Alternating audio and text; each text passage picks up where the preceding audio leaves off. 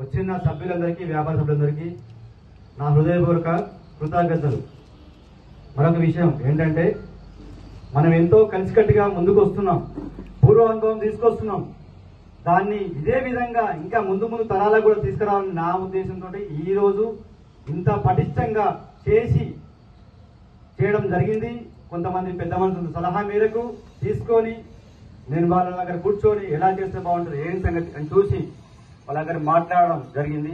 వాళ్ళ దగ్గర సలహా మేరకు తీసుకొని ఈరోజు చాలా ముందుకు తీసుకొచ్చి ఇంకా ముందు పోవాలి, మెడిసిన్ తరం కూడా ముందుకు పోవాలి. వాస్తవానికి దారం రాములు గారు కట్టిన ఇక్కడ ఈ నీళ్ళలో మనం బతుకుతున్నాం. వాస్తవానికి ఎంతో కష్టాలు వచ్చినా ఏదున్నా కానీ ఇక్కడికి వచ్చి మనం కూర్చొని మన కష్టాలు సుఖాలు మాట్లాడుకుంటాం. మంచి ఉంటే మైక్లో చెప్పాలి, చెడు ఉంటే చెవులో చెప్పాలి.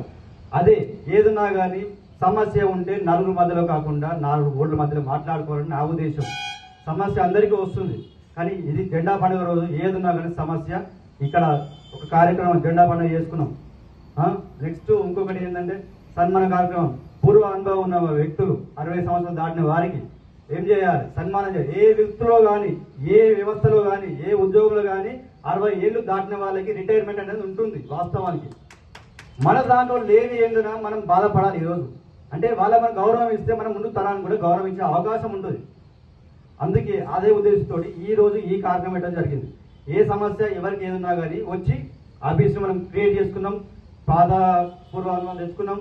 అదేవిధంగా అలా కూర్చొని మాట్లాడుకుందాం. సమస్య ఏదన్నా కానీ కూర్చొని మాట్లాడుకుందాం. మనందరూ ఒక కుటుంబం, బట్టల కుటుంబం, వర్తక సంఘం కుటుంబం. That's all. Okay, thank you, very good.